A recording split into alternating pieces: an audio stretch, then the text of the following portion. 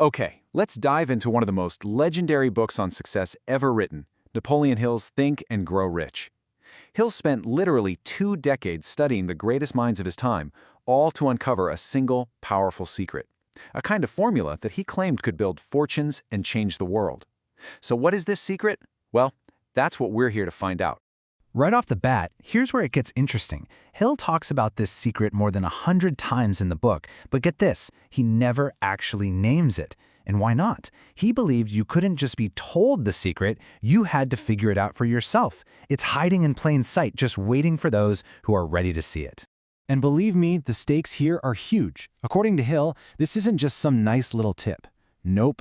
This was the engine behind presidents, inventors, titans of industry. We're talking about the people who literally built the modern world. He's saying they all use this one core principle to achieve greatness. So what is it? What is this secret that built fortunes and changed the world? That is the big question. We're going to act like detectives here, follow the clues Hill left for us, and piece this puzzle together to uncover the formula he believed could transform absolutely any life. Ready? Let's start the hunt. All right, our very first clue is desire. But let's be super clear. Hill isn't talking about, a casual wish or some vague hope. He means an intense, white-hot, burning desire for a very specific goal. He says this is the absolute, non-negotiable starting point for everything. So what's the real difference between just wishing for something and truly desiring it? Well, a wish is passive, right? It's a daydream that just kind of gives up at the first sign of trouble. But a burning desire, that's an obsession. It is active, it's all-consuming, and it doesn't just hope for a way forward, it demands that a way be created. It flat-out refuses to take no for an answer. The book gives us the perfect example of this in action, the story of Henry Ford and his impossible V8 engine. This was a goal that, at the time, basically every expert on the planet said was a complete fantasy. So get this. He brings the idea to his own hand-picked team of brilliant engineers, and they're all in agreement, can't be done. They told him straight to his face, it is simply impossible. The experts had spoken. Now, for pretty much anyone else, that would have been the end of the story right there. But see, Ford wasn't just wishing. He had a burning desire. He didn't argue, he didn't debate, he just gave a command, produce it anyway. And his instructions were crystal clear. Stay on the job until you succeed. This wasn't a suggestion, it was a statement of pure, unshakable certainty. So what happened? The engineers went back to work. And for a whole year, they tried and failed.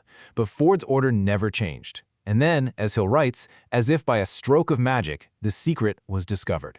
But of course, it wasn't magic. It was relentless, stubborn determination, all fueled by a desire so powerful, it basically bent reality to its will. And that idea leads us directly to our second clue, which is every bit as important: persistence. Hill tells this legendary parable to drive the point home. It's a cautionary tale about a man who gave up just 3 feet from gold. So the story goes like this. A man named Darby strikes a massive vein of gold during the gold rush. He thinks he's rich. He mines a few cartloads, but then, poof, the gold just vanishes. The vein disappears. They drill everywhere, deeper, wider, nothing. Completely defeated, they quit and sell all their equipment to a local junkman for practically nothing. But this junkman, he was smart. Before he drilled a single inch, he did what Darby never thought to do. He hired an expert. A mining engineer came out, took a look, and saw the problem right away. The first owners just didn't understand fault lines. The gold hadn't disappeared. It had just shifted because of a totally common geological thing. The engineer's calculations revealed the absolutely heartbreaking truth. The massive vein of gold was waiting just 3 feet from where Darby had stopped drilling. 3 feet. That junk man started digging and ended up pulling millions of dollars in gold from that exact same mine. So what's the lesson here? It's that Darby didn't fail because he ran out of gold. He failed because he quit. He confused a temporary setback with permanent failure. And that painful lesson taught him that success is so often just on the other side of that moment you feel like giving up. Okay, so this brings us to our third and final clue, and it's the one that kind of holds everything else together: faith. Now, let's be really clear. Hill isn't talking about religious faith here. He's talking about a powerful state of mind, an absolute belief that ignites desire and persistence and turns them into action. Hill actually calls faith the eternal elixir, the special ingredient that gives your thoughts real power. It's the difference between hoping you can do something and knowing you can. And he says it's not something you're just born with. It's a mindset you can actually build by constantly telling your subconscious mind that you will succeed. There's this short poem in the book that just sums it up perfectly. It says that life's battles don't always go to the person who's strongest or fastest. Sooner or later, the person who wins is the one who thinks they can. That core belief, that faith, is the engine that powers everything else.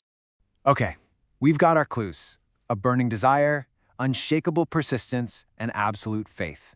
Now it's time to put all the pieces together and finally unlock the secret of Think and Grow Rich. So the big reveal is this. The secret isn't some magic word or a lucky charm. It isn't one thing at all. It's a formula. It's a specific mindset that you create by combining these powerful principles. And here's the most important part. It is a mindset that is 100% within your power to build and control. So here it is, the whole formula. It all starts with a burning desire for a very clear goal. Then you supercharge that desire with an absolute faith that you can achieve it. You power through every single setback with unyielding persistence. And all of that is guided by a definite plan. See, they aren't separate ideas. They all work together as one powerful system. When you put all that together, what you get is a process that sounds almost like magic. It's the method for taking something you can't touch, a thought, an idea, and through sheer force of will and planning, transforming it into its physical, real-world equivalent. To put it simply, it's the secret to making your thoughts become things. So in the end, the secret isn't something you just find. It's something you build. It's a mindset. It's a tool that is available to anyone who's willing to put in the work. So the real question, the one Hill really leaves for every single one of us, is this. Now that you know the formula, what will you build with it?